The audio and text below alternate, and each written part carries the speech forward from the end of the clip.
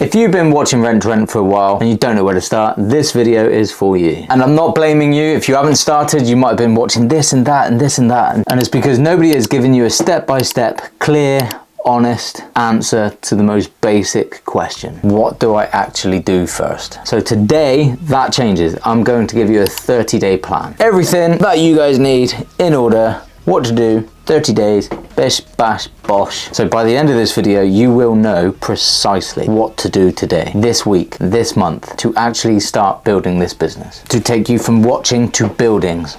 So let's go.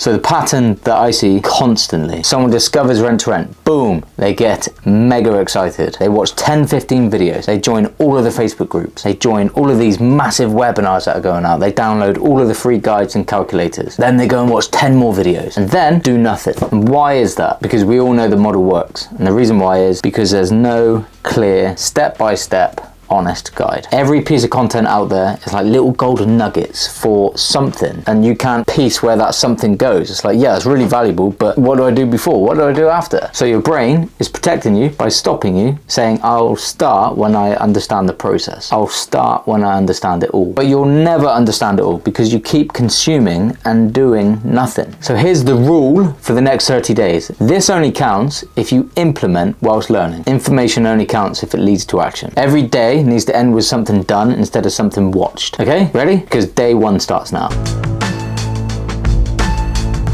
So you have a few options here. You've got HMO, you've got service accommodation, you've got deal sourcing, you've got social housing, all rent to rent models. A lot of people say, I'm going to do rent to rent. Yeah, which one? This is like saying I'm going to do driving. Okay, Formula One, rally, taxi driver. So let me just go through them very quickly. You've got HMO, where you're going to rent a whole licensed HMO property, typically the student properties, and then you're going to spruce it up, make it look like a home instead of a rundown student house. And then you're going to advertise the rooms and rent the rooms out individually to working professionals or mature students. This is more stable income, and it does require for you to take on a compliant property. Then you've got service accommodation, SA, Airbnb kind of model, right? Where you're going to lease a property which would suit the business model based on data that you've found, and then you're going to spruce it up, chuck it on Airbnb and rent it out night by night. Then you have deal sourcing, which is you package up kind of rent to rent deals, either HMO, service accommodation or social housing deals, and then package them up and then sell them to someone who wants to actively manage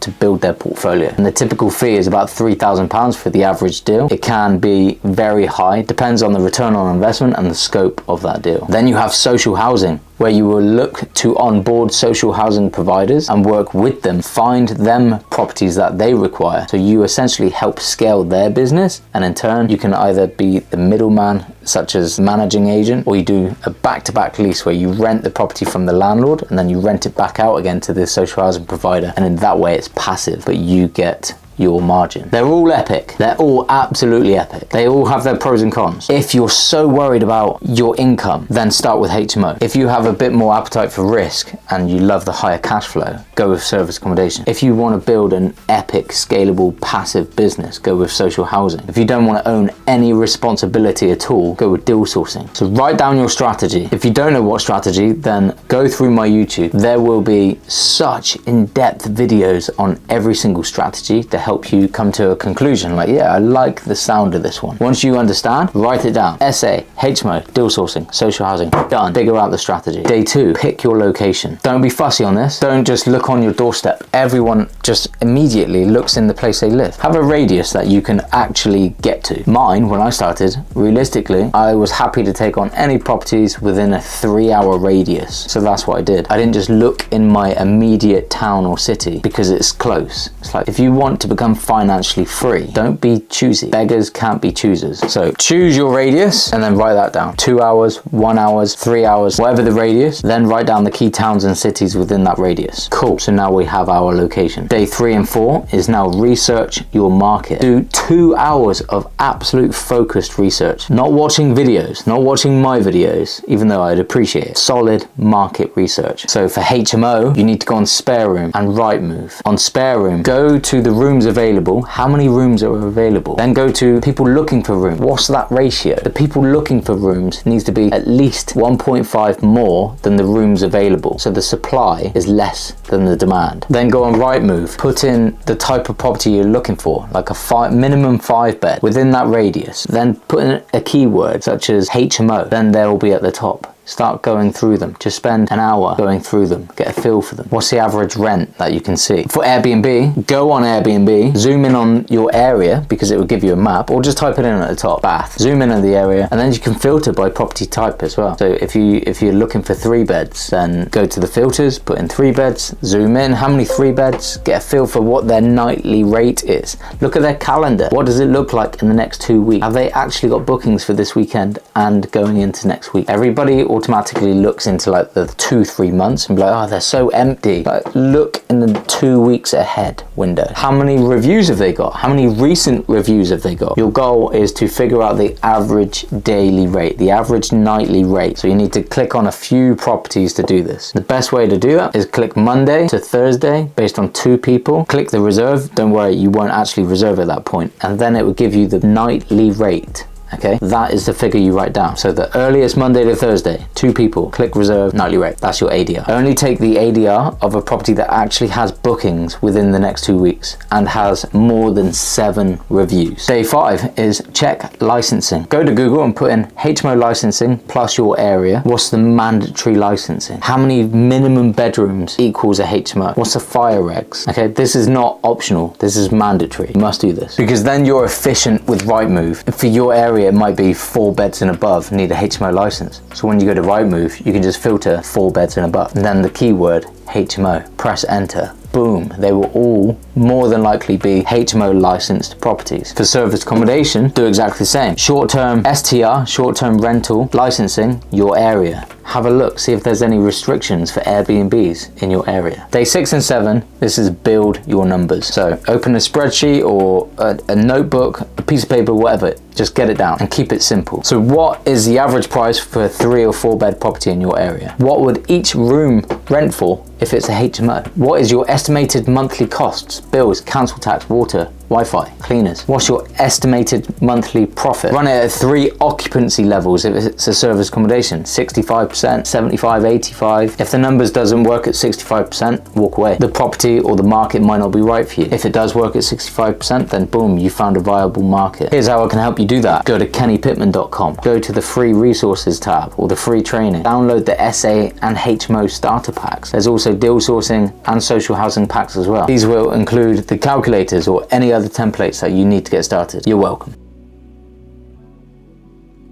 Week 2 is about momentum. Now it's starting to build your presence. It's building your character, your future entrepreneur. Okay, so day 8, set up your limited business. This is a must. If and when you start entering the market, you need to be credible, not someone that's just dipping their toe. If you dip your toe, you'll get mediocre results. If you are going to dip your toe, then at least set up a professional email because agents will ask you for your email. Do not give them a personal one, give them a professional one. So something like your name, propertymanagement@gmail.com. That will cost about £10 to £15 per year. Day 9 and 10 is create your landlord pitch. So this is your landlord pitch document. On one page, it should answer 3 questions. What do you offer? So that would be guaranteed rent, less management, no hassle. Number 2 is what does the landlord receive? And that's guaranteed rent, fixed monthly payment, hands-off arrangement, and a reliable operator. Number 3 is how do they get started with you? So you need your contact details, your email, your mobile. So your action is to write and save your 1-page document. You'll typically use this in every single conversation. Day 11, 12, and 13. Now you need to start tracking your data and build your target list. Target 20 letting agents in each area that handle residential lettings. Write down their names, phone number, and email address. Then go on OpenRent and find 10 landlords, direct to landlord. You can also do this on Rightmove. There are OpenRent listings on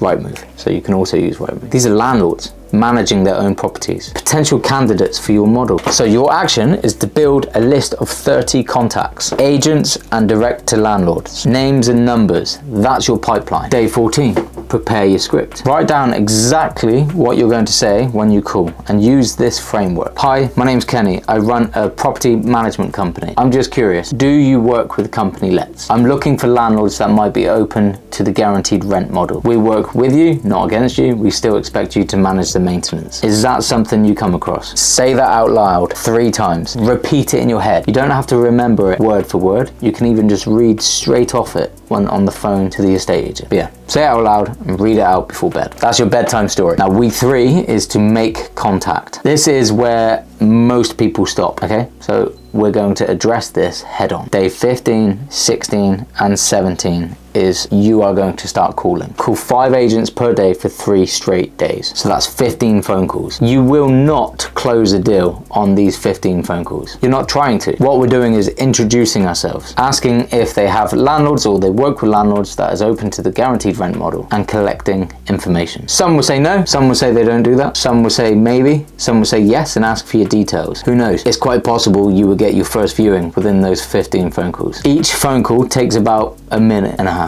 That's at 90 seconds. So 15 phone calls is less than 25 minutes of your life. So during those 15 phone calls, you need to be tracking the responses. After every phone call, write down, was it yes, no, maybe? And write down very quick notes, like was not for it. Opened the company letters, but nothing available. Take notes. Day 18 and 19 is to follow up an email. Email the estate agents that didn't pick up. The response rate on emails is actually really good. And keep it very short, about 4 sentences. So the subject line is guaranteed rent inquiry. And the body of the email needs to be who you are, what you offer, what you're looking for, and a prompt request for them to reply. So then send 10 follow-up emails. Day 20 and 21 should have your first viewings logged in by now. If not, then you haven't followed the script, you haven't followed what I've said. Go back and rinse and repeat it until you get your first viewing. Don't forget, even though you got a viewing, we're not committing to anything at this stage. All you're doing is viewing the property and running the numbers, doing the due diligence, and building a relationship. Walk around that property with your business model on head. Does this business model work with this house? Does the landlord, if you meet the landlord, or the estate agent, is it someone you can work with? Does the estate agent seem motivated to make a deal happen? So that's your main task, is to book a viewing on that week. And week 4, evaluate and decide. So this is where we're going to separate ourselves, and you'll notice a shift because the excitement has kind of dropped right off. You're taking action now, you're not building. The building phase is cool. Setting up a limited company is cool. Getting the email domain and everything is exciting. Building the branding, building the website, the logos, all exciting, even though a lot of it is irrelevant. Don't have a brand. Logos are pointless. Should have saw my very first website. It was terrible. I just treated it as a tick box exercise. But what I'm saying is a lot of people will stop because the excitement stops, and now it's the actual action that will build this business. So you need to say to yourself, this is where the serious operators separate themselves from the browsers, and this is a phase called due diligence.